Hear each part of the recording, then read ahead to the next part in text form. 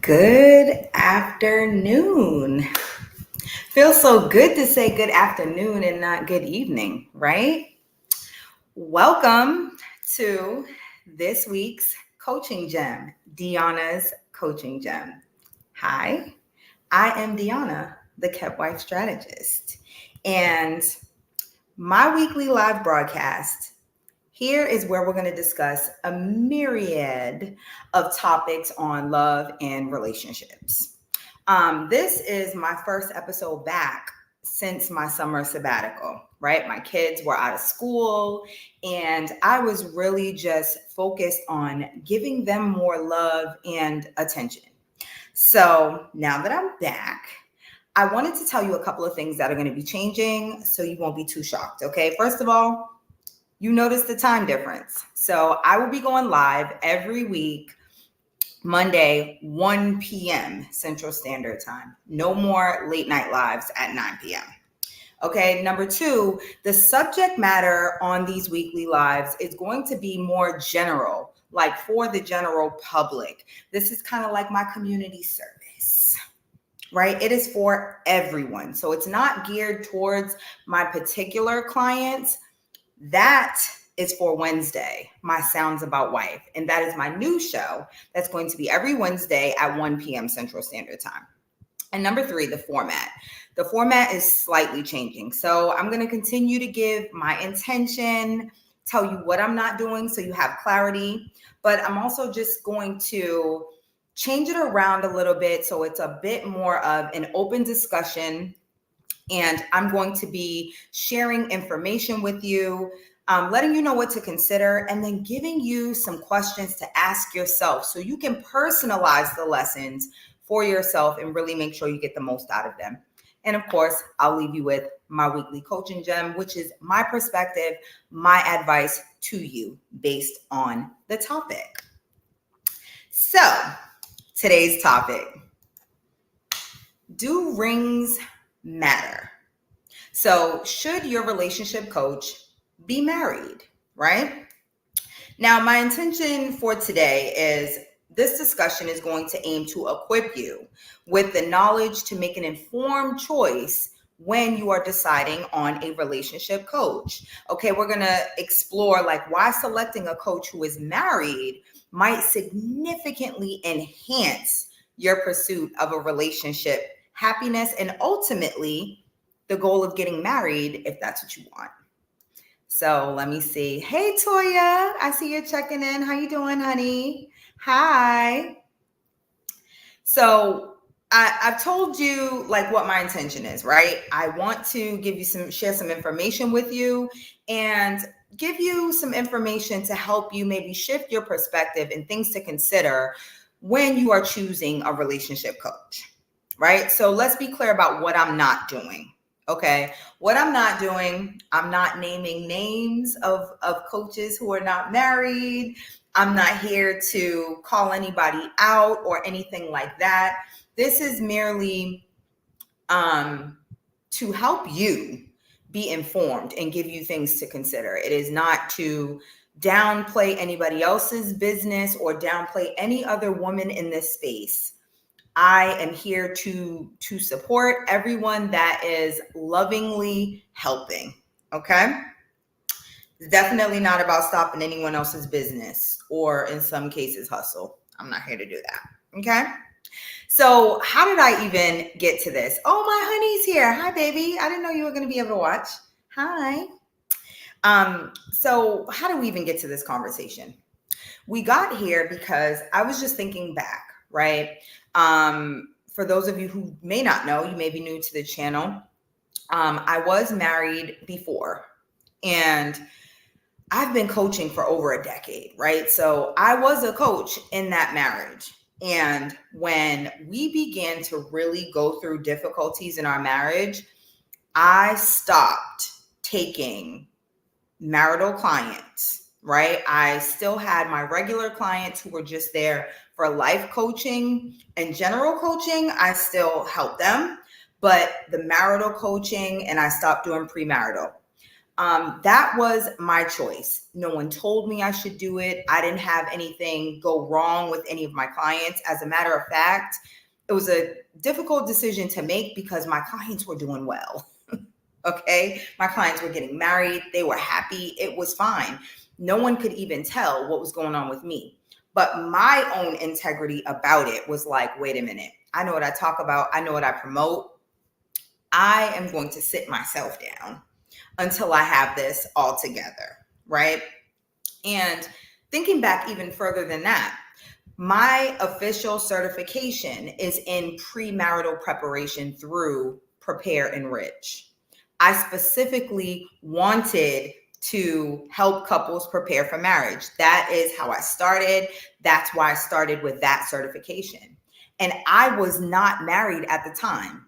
So let me tell you how I did not take a married couple until I was married. I did not do the premarital until I was married. Now, no one said I had to do that. It wasn't a requirement of the certification, right? Like no one was making me do anything.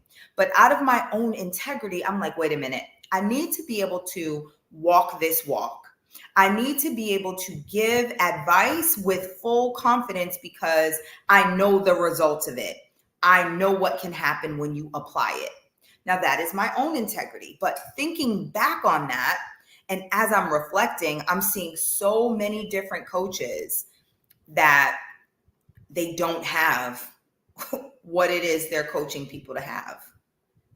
And I'm like, I don't know. Maybe this is a discussion that needs to be had because it's happening very often. So I'm just going to give you what to consider, right? I've shared my experience. I've told you about my integrity about it. I've shared what brought us here. So now I'm going to share with you what to consider. Okay, what to consider. So the first thing to consider is the importance of experience, right? A coach who is married is not just speaking from theory. They're not just speaking from something they read or studied or observed. All of those things hold value. I'm not taking anything away from it. But in regards to marriage, they have firsthand experience. So they can tell you about the things that change. They can tell you about the different dynamics. They can tell you kind of the cause and effect of it all. And that's important, right? Also, their level of experience, they have navigated through complexities, the complexities that come with marriage.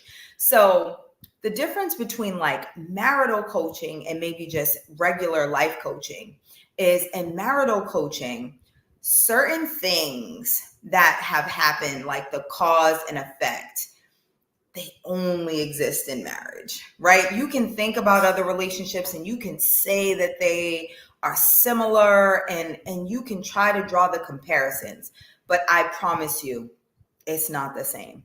It's not the same. And a coach that is married is actually going to be probably more patient. They are going to tell you what you're wasting your time on. You know, they're going to tell you, oh yeah, we dealt with that.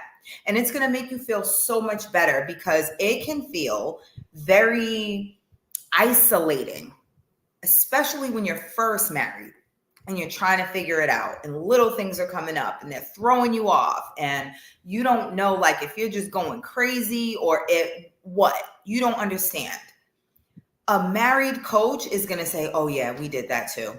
Oh yeah. You know, like they're going to be able to set you at ease because they have been through it. A person who has not is going to have to draw on averages from other people, from what they've heard, all things that you technically could kind of do on your own, right? Now, the other thing to bring up, I would be remiss if I didn't mention, you know, some statistics and facts that go along with this. So there's definitely data and studies that indicate people who work with coaches who have successful relationships of their own are 30% more likely to see positive outcomes. Now, I could give you a number of reasons of why I think that's true. I think it's true, for one, if you're in a happy relationship, your perspective of relationships is going to be happy. If you are happily married, you are going to be giving with an energy of happy marriage. If you don't have that, and especially if you have a desire for it, your advice and your guidance is going to be filtered through your lack, filtered through your need, right? So imagine being on the receiving end of advice about getting married from someone who's tainted about it because it hasn't happened for them. And I'm not saying this happens on purpose, right? They would be showing up wanting to do the best, wanting to give you the best advice, wanting to support you the best way they know how, but it would be inevitable. I'll give you another example, right? That's not marriage. And this is a belief. It's not a fact. It's just something I'm going to share. I believe that when coaches are having difficulty in a particular area, it is best for them to be upfront with their clients about it and show their human side about it and work on that before they coach to it. There are some coaches that will just never admit that they don't know something.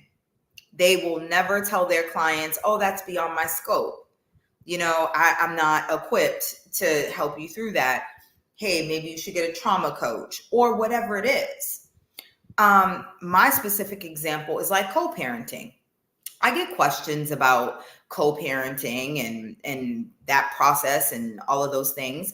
Now, I will give general advice and guidance based on what I know to be true for good communication between men and women, right? I will give general guidance in regards to conflict resolution. But getting in the nitty-gritty of the complexities of co-parenting, currently, I don't have a model co-parenting situation. So I don't feel equipped. I'm not going to talk about it as confidently as I do when I talk about being a kept wife and how to prepare for that and how to find your feminine so that you can use feminine as your default, which is what attracts the keeper men. You see, I light up when I talk about that because I live it. It's in me. I don't have to pull to get it. It just comes up. And I'm trying to do better with the comments. You guys can keep them coming because we're not doing Q&A at the end anymore. That's another change.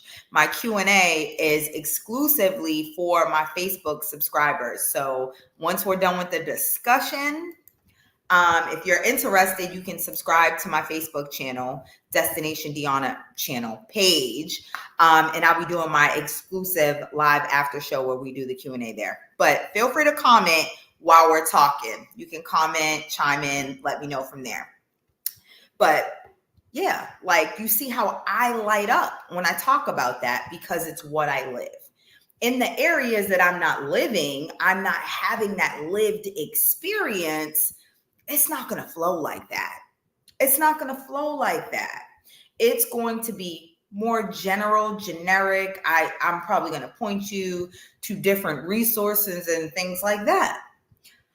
So consider that. Another statistic is 75% of individuals seeking relationship coaching prefer a coach who is married, believing that it adds credibility and relatability.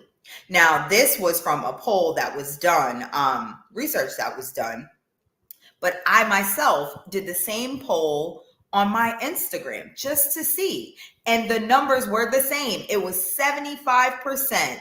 It's a requirement, right? They prefer someone who is married. The 25% said It's a preference, but they're indifferent about it. It's okay. So the overwhelming majority says, I want someone that has this lived experience, right? So now I actually have the questions that I want you to ask yourself, right? Because I can share information. I can tell you everything about it. I can tell you why this is the better thing. I can share the information and all of that.